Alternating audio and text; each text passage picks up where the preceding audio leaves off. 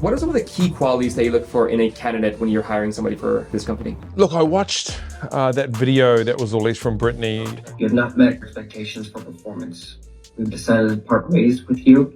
Yeah, I'm gonna stop you right there. In terms of she was working for Cloudflare and she got let go, right? Which I watched yesterday, and I watched it a couple of times. Can you explain for me why Brittany Peach is getting let go? I won't be able to go into specifics. Wait, why though? I just started, I've been working extremely hard. It's just very, very shocking. She was with the company for 4.5 months in total. If you remove Christmas, she was there for 3 months. She was a salesperson, obviously working remotely in the sales team. They basically let her go. The problem with how they did it is she didn't see it coming and they didn't give her any information, which I thought was pretty poor in how they handled it. You know, that said, if the question is about hiring people the right way, you know, I sort of draw back to being candid with them, right? I'm always thinking about the team. And I know people talk about team culture. I'm not referring to that. I'm talking about the people. I would more call it DNA than culture. So the company has the culture and teams have their own sort of DNA makeup, right? So I would hire for them. I'd like to get them involved in it as well, so they can take ownership of the new hire coming in. We call them talent, not staff. Be honest about the team, be honest about the work. Don't oversell it. So if it's a tough job, tell them it's a tough job in the interview. If there's no room for advancement, tell them there's no room for advancement. If you need them to pitch and catch across 3 or 4 different verticals, you should tell them that. And if the team have their issues, you should also tell them that. But consider culture, sure. Consider the DNA of the team, sure. And take your time, right? I always say hire slow and fire fast. How do you assess somebody if he's a good or a bad fit for the company's culture? Good question. Like, I think you have to have a culture statement for the company and the company has to be attached to it, right? You have to have your value statements. You have to have a bit of a mission. That makes up part of the culture DNA as well. Plus the company should be already cemented in its company culture. When people walk into the office, they know what the mission is, they know where they're going, how they're attached to that, and what the culture is. There's a part about culture that I love. If you're going to hire somebody and do they fit the culture, you need to talk about it and it needs to be on paper. They should be able to go to your website and see your culture deck. They should be able to go to your website and read your values before they get to the interview process. In that first phone call or virtual, you're telling them that, hey, go and check out our website, we want you to do that.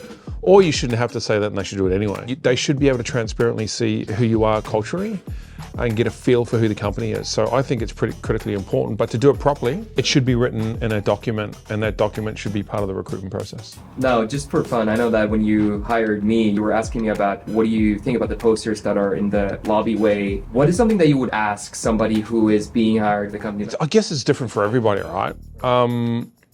It comes down to a couple of things. Who's doing the interview and how good are they and how experienced are they?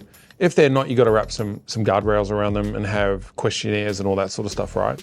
So you should format those questions. I sort of run fast and break things when it comes to interviews. I've got pretty good intuition, so I can sort of get a bit of a feel for people. Never walk into an interview ill-prepared, because that means you recruit poorly. I think recruitment is all about strategy, because you have to test people, right? So I'm assuming that you should test their personality, whether it's a DISC assessment or personality assessment. You should also have a phone screen with them before they come to an interview, right? We do that every single time. This week I've had 8 interviews, and those were 15-minute phone calls. That was it. And all I'm doing in that phone call is this. I say to them, hey, it's Lawrence here. My personal assistant arranged us to talk for 15 minutes.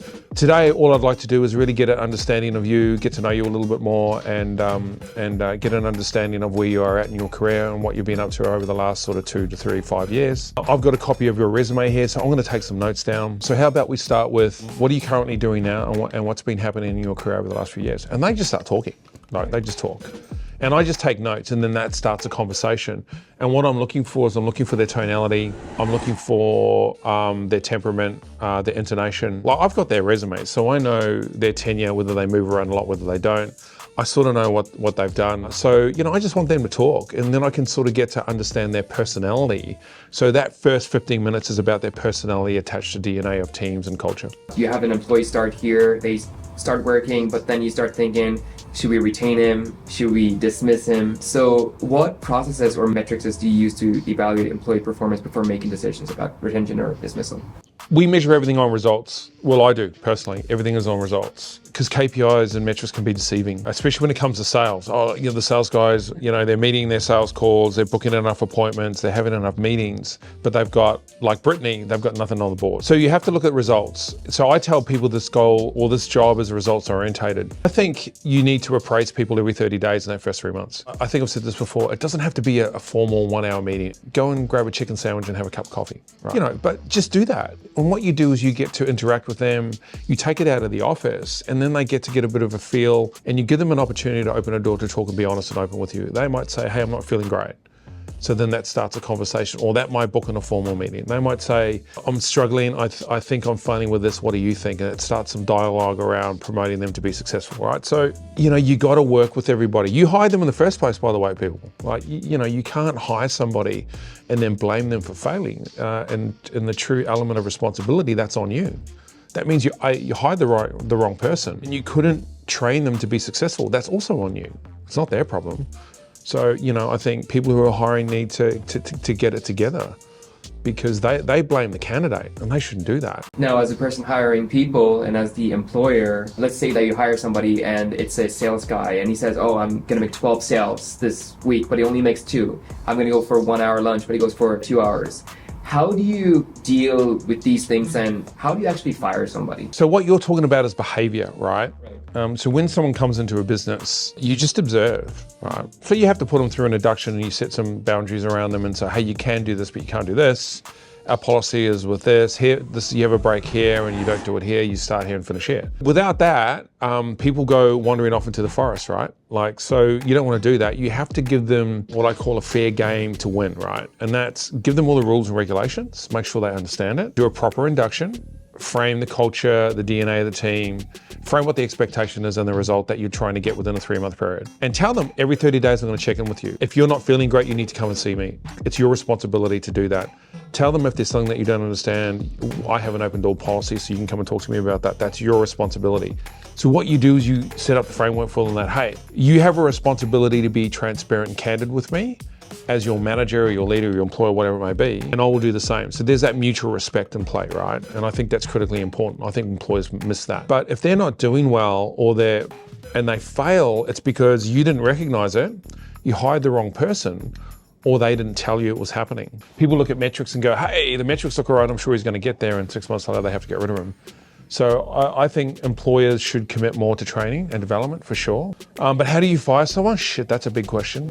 I normally just send them an SMS and actually don't talk to them. I'll wait till they leave the office. And then I just send them a message, hey, don't bother coming back. No. A lot of companies have a 3-strike policy, you know, or... Yeah, they do. But... Well, it's 3 warnings, right? Right, 3 warnings and then you're out. Yeah. But how do you do it personally? Like, how do you let somebody go? Yeah, so me personally, I think there's varying degrees of how you deploy that, right? I think if you have a manager or a supervisor of a division and they have to do it, someone senior should sit with them because it's very, very difficult. I hate it, by the way. If you have a senior person who may be the COO, CEO, whatever, you know, sure, they can do that on their own, right? But I think you have to be very tactful with it and you have to be very considered. And I think you have to deploy empathy. But don't get me wrong, that doesn't mean I'm being woke here. That means empathy doesn't mean that. Empathy means, for me, about setting the expectation, be transparent and honest about it. So anyone that I fire knows it's coming. I don't think they don't know it's coming. And I think it's unfair to get rid of people without them seeing it coming. I just think that's unprofessional and inappropriate because I like to tell people, hey, things are not working here. Look, let's give it another month or so. Let's check in then. Is there anything you need from me? They say, no, I've got it. You know, you say, okay, great. Well, look, I'm going to check in on you a couple of times a week. If you hire somebody, your goal is to make them successful. Because if they're unsuccessful, that means the company's unsuccessful and you're personally unsuccessful. So you should do everything you possibly can. Now, I think it's laziness, lack of attribution when it comes to not doing that. And I think that's irresponsible. So I just want to ensure everyone's successful. Now, the caveat to that is, on the other side of that is, well, are they a good cultural fit? Because some people can be highly successful and results orientated and deliver good results. Firing people is difficult, but if they know it's coming, it's easier. But what about the employer? So let's say that you hired somebody for a specific role that existed 6 months ago. Now, 6 months later, this role doesn't exist anymore in the company. This employee is not needed anymore. It's nothing about the employee, just that the position itself doesn't exist anymore. How do you deal with that? I just use logic. Look, we're shutting this division down, or this role doesn't exist anymore because we had to make this commercial move. Now you're looking for transferable skills. If they're a great employee, you want to put them somewhere else. But can they do that something else is up to an assessment or an analysis, right? As a founder, you have a responsibility to ensure security for everybody in the company, right? Because they have families to support and children to support and school fees to pay and families to feed. You know, so sometimes you have to sacrifice a few to save the many, right? So sometimes you just have to do it. You don't want to do it, but you know, you have to understand the bigger picture. So, you know, but look, if that's the case, I would try and pivot people. Right. You know? It kind of goes back to Brittany and Brittany, yeah, and Brittany. Cloudflare. How could that have been handled differently if they gave her the tools and support needed to succeed before considering termination? No one really knows whether they did that. She actually said that she didn't have any support. No, I don't know what that means. They handled it pretty poorly, I thought. I thought she was probably a little bit entitled. I'll be honest with you. She seemed pretty young. Maybe she was around 26, 27. She's in sales as well, so it's a very highly competitive space. She hadn't got any deals on the board. So, you know, obviously the magnifying glass was on her. And maybe their company policy is, you know, and the HR policy, if you can't sell anything within 3 months, we give you all the training, we just let you go. It's a process, right? Or a policy. The problem is that she went into that meeting, it was a virtual meeting, there were two people in it, they were both HR people. Her direct manager was not involved in that conversation, which I thought was a pretty dumb move. She was asking questions about why she's being let go. So she didn't know whether she was being let go or she was being terminated. Like, she was quite confused, right? Being let go can mask itself as something else. Unfortunately, we have to let you go because of X, right? So she didn't have a lot of clarity around that. But now Brittany was hired for a pretty significant role, so she must have had some great aspects about her that make her a really great employee. Well, who knows, right? And who knows whether she was a great employee. She wasn't really a performer because she didn't get any sales on the board. I just think what they did wrong is she didn't see it coming. I thought that was a fail. They really didn't give her any information really why she was being terminated. They actually said to her, we cannot give you that information. You know, I think they gave her some type of severance, you know, which really takes a little bit of the pain off, you know, which is probably a good thing to do. I think that's important. I think both parties are probably at fault here. I don't know all the details. No one ever will, except for Brittany and the two HR people who sounded like HR lawyers to me. You either got to perform or you're going to get fired. That's the world, and that's how it works, right? Lastly, I'm just really curious about the emotional and the practical aspects of firing somebody. What are the differences? Well, the practical side is you have to hire for, like I said before, the company. So you have to qualify them on experience in relation to the job, right? What skills do you have to do the job? Let's stay on the sales job. Like, how many years of sales experience do you have? Great. How many years on the phones do you have? How many years in delivering meetings do you have?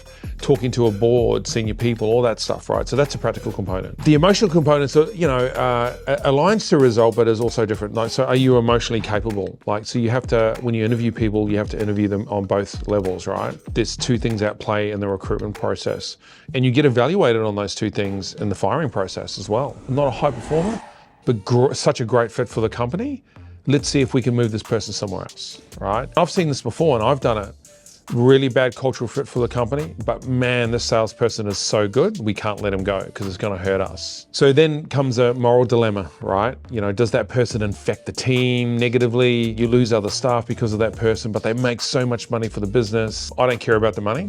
What I do is I care about the team. So I would let that person go if they weren't the right fit. If they were lying to customers, you know, that's instant dismissal for us. If they're fraudulent, that's instant dismissal.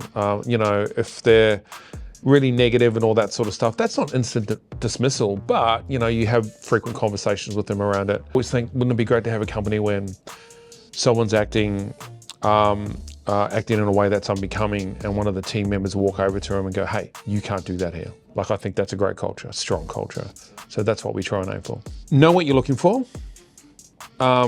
When you find them, train them and be supportive. And if you need to let them go, just be transparent so they know it's coming, because I think it's very unfair not to do that.